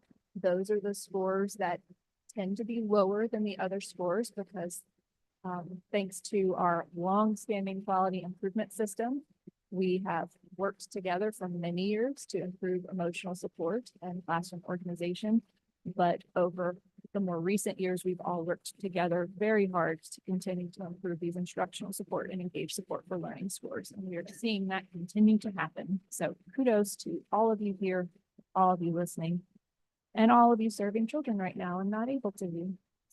More sites have earned an excellent rating than ever before, even as the number of early learning sites participating in our accountability system has increased by 13%. So not only do we have more sites achieving more, a higher percentage of sites achieving more, that is with an increase in providers. So even new providers are meeting and growing and achieving. There are 264 excellent honor roll sites for 2022-2023 and 493 birth degree honor sites. And so that includes any site with an overall rating of high proficient or excellent. Very, very excited about these achievements. On the following slides, you see some graphics that show you more about the improvements. Here on this slide, you see data for the pre-K domain performance specifically. You see those 3 domains of the pre-K class tool: emotional support, classroom organization, and instructional support. And you see that there is improvement across all of those domains from the prior year. Instructional support increased 9% compared to pre-pandemic levels. Kudos and congratulations. And again, we are exceeding pre-pandemic levels of quality in all areas. So we're seeing recovery and great improvement beyond. Here you can see the toddler and infant domain performance scores. So you know that the toddler class tool has those 2 domains: emotional and behavioral support and engaged support for learning. And the infant tool has the responsive caregiving domain. For those of you who are a little newer to the class tool, the reason you don't see more years of data for the infant class tool is because it did not exist in the early years of our accountability system. And so we folded it in as soon as that did become available. And once again, you can see that in all domains, sites improved compared to the prior year. The engaged support for learning score increased 10% from pre-pandemic levels.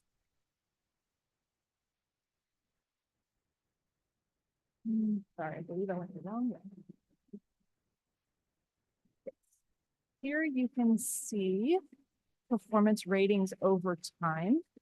So you see that the unsatisfactory, fortunately, was always very low, but we have, again, for the second year in a row, no unsatisfactory sites in the entire state.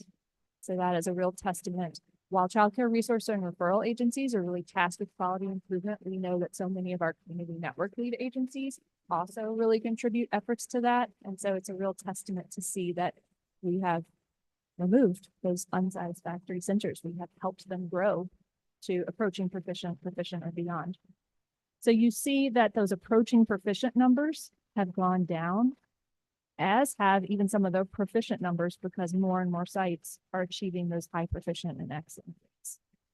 And so 93% of children are currently served at a high quality site compared to 87% in 2019. So again, continue.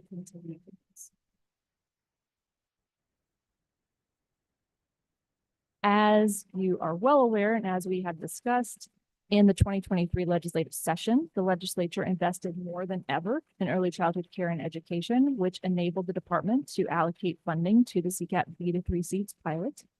And so in Q4, we continued work to prepare for the codifications of that program into policy. And we are working to formally incorporate it into our CCDF state plan as well. We're also very excited that more networks opted to participate in the contracted seats. So seats were allocated to 42 community network lead agencies as compared to 30 in the prior year. And 38 of those networks have proceeded with enrollment thus far. Now, due to some of the lateness of the awards and just the difficulty, as many of you in here well know, of gearing up and learning how to do this work, some of those networks were not able to begin this year, but we're providing technical assistance and working with them so that they have requested seats for next year, and they have acknowledged that some of it was a capacity issue. So although the contracted seats, there are benefits to networks being able to participate at the level they have, it's also a burden in some areas that some networks just don't have the capacity to do that enrollment. And so our new codification plan will assist networks that have lesser capacity to do that. At the end of Q4, more than 4,000 children were enrolled in the seats, and you can see there the breakdown that almost 1,000 were 3-year-olds. The majority, 2,200, were toddlers, and 883 were infants. So very, very pleased to see the number of infants and toddlers who would not maybe otherwise have been served. Here you can see, as Jen had alluded to earlier, great success continuing with the Early Childhood Education Fund as well. There are 7 networks this year who raised local dollars and benefited from the state match. And you can see that for 2024 to 2025, that number is anticipated to double.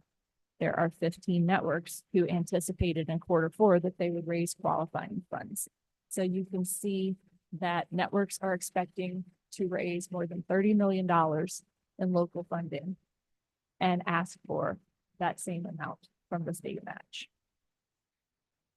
So advocates are working hard, and you know that the Early Childhood Care and Education Commission has also worked hard to ask that the state continue to pay attention to the needs of this Early Childhood Education Fund and the efforts of local communities, and continue to support this incentive. But here you can see an update on Ready Start networks. We now have a 5th cohort added to the group. And those parishes are Avoyelles, Grant, Lafourche, and the Central community.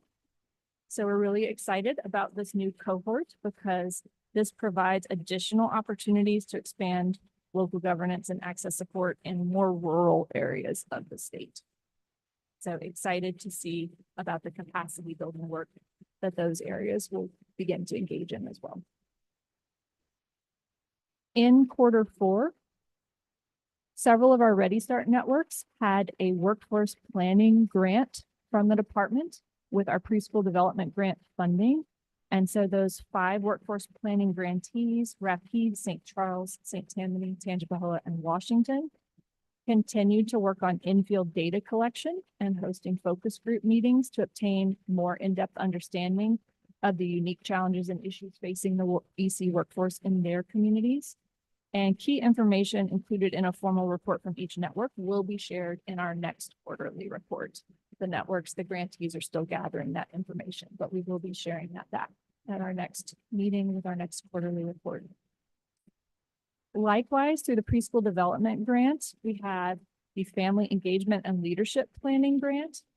And those grantees who were Children's Coalition, which represents East Carroll, Lincoln, Morehouse, Washita, and Richland parishes, as well as Lafayette, St. Landry, Caldwell, and Assumption, all continue to work to promote quality family engagement practices. And they completed strategic planning and final reports about family engagement strategies and practices that they analyzed and initiated during this grant. So they met for a collaboration meeting at the department in December to share some findings and celebrate successes and initiate some ongoing practices that they intend to work on across their parishes. So some of the initiatives that they reported that they worked on were development of early childhood family engagement campaigns, some creations of YouTube videos and channels and podcasts, expanding or launching partnerships with libraries and community resource centers, launching early childhood literacy campaigns, hosting family training series, creating parent resource corners. And so we're really excited. We're looking at having some additional cohorts now. We're really excited to see what we learn from them as well. And of course, the purpose of these grants through our preschool development grant is to learn what we can about these very important topics of workforce and of family engagement and bring those to all community networks and all Ready Start networks to scale up efforts across the state. They've definitely reported some success from this work. They said that parent attendance at conferences, for example, increased by 18%. They've offered family needs surveys to families. So we're very excited to hear what's next. We also continued work to support teachers to be successful in Q4. We had 20 BESI-approved early childhood ancillary certificate programs providing course content and support to prepare teachers to be successful in classroom interactions. CCR&R agencies provided more than 4,500 hours of coaching and 300 hours of training. They also worked specifically with family childcare sites that have opted into academic approval as we work to continue to improve the quality of family childcare sites and expand access for families through the partnering with family childcare sites. And Tulane Tykes mental health consultants conducted 225 hours of training for providers and families, focused on preventing challenging behaviors and providing treatment tailored to individual children's needs. The department also held 3 early childhood fall collaboratives to provide community network lead agencies and childcare resource and referral agencies the opportunity to partner and develop plans together to address the current needs of early childhood teachers. So at those fall collaboratives, the community networks and CCR&Rs worked towards gaining an understanding of the department's overarching goals and strategies related to early childhood workforce, to gain an understanding of key areas where each agency could contribute to those goals, key components of support plans for the early childhood workforce, and each agency's role in providing support for early childhood sites related to workforce. And those agencies work together to create shared network level goals and strategies to support and understand the early childhood workforce in their community. We, I think, all wish that there were very easy solutions to providing answers to the early childhood workforce challenges that we face. But I think we also all know that it is very complex, especially given that there isn't more funding for it. So we have to all be very, very creative together. And so the department is really working to continue to make that a prioritized focus of discussion. And we're learning from all the groups that we're partnering with on these issues to figure out what we can propose and what we can prioritize. The department also worked to support directors to be successful. And so we released the Early Childhood Teacher and Leader of the Year Award applications in October. We continued cohort 5 of the Louisiana Early Leaders Academy. And we continued to connect childcare site leaders and staff with information from the Healthy Navigators program to help assist directors in offering benefits packages to their employees or connecting employees with health insurance options to continue to try to address one component of the EC workforce. You can see here some data on our child care assistance program.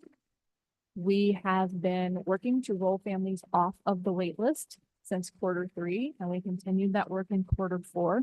So we have been working to finalize contacting families who were certified to the wait list from October 1st, 2022 through June 30th, 2023. We send out what are called waitlist verification forms to those families because we have to know that they still need care. We have to know whether there were any changes to their eligibility. And we have to know that the provider still has space available for their children. And so as those verification forms are returned to us, those eligible families have been rolled off of the wait list and certified for services. And so as we continue to find that funding and slots become available, because children do roll out of CCAP throughout the year due to age or moving or other reasons. And so as slots become available, we will then turn to looking at additional eligible applicants from July 1st, 2023 and on. And you can see there the average number of CCAP children served in each of the months of Q4. Note that that did not include the V3 numbers, so those are additional children served. And then you can see here some data on the number of families certified for services from the waitlist and the number of children certified for services from the waitlist in Q4. So in Q4, by Q4, there were more than 600 families certified, rolled off the waitlist, and almost 900 children being served. You'll get more updated information on that in our Q1 report, but I did want to go ahead and just tell you that as of mid-February, I'm very excited to say that more than 1,400 families have been certified and more than 1,800 families have rolled off the wait list. So that number has really accelerated since Q4. We've gotten more of those wait list verification forms back and been able to get those children rolled into care.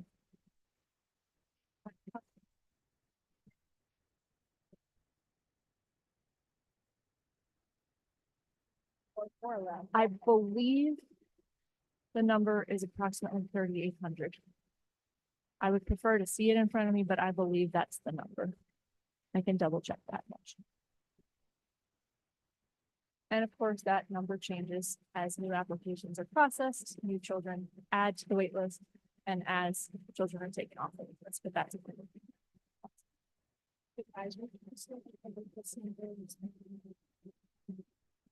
Like the numbers from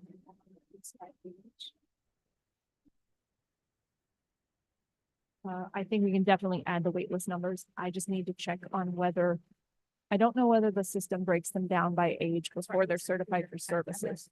Children that are being served currently. Okay. I know this is, but do you know the number of children off the top of your head being served in different places? It's approximately 4,500.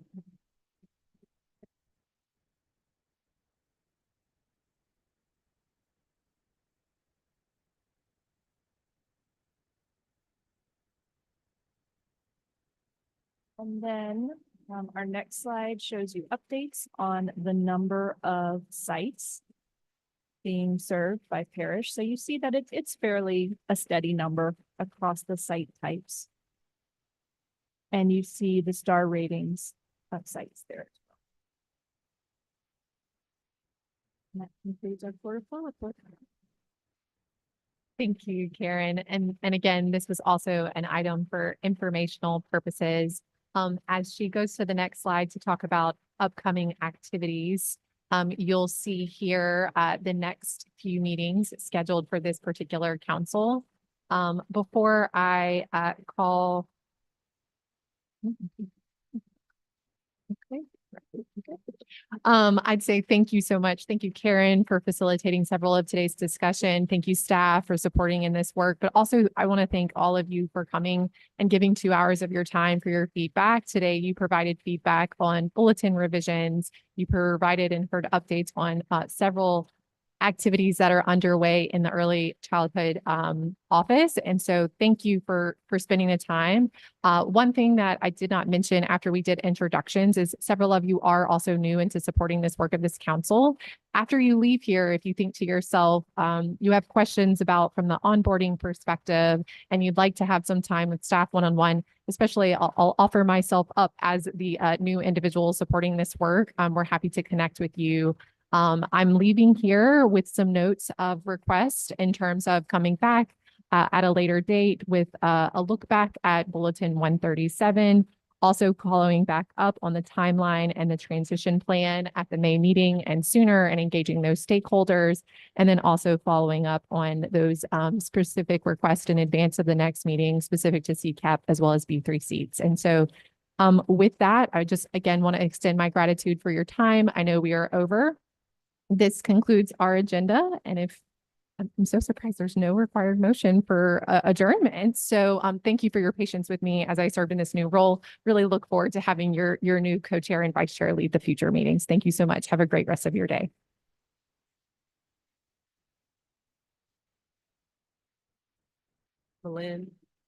Malin, just in case you needed a motion to adjourn, you got it.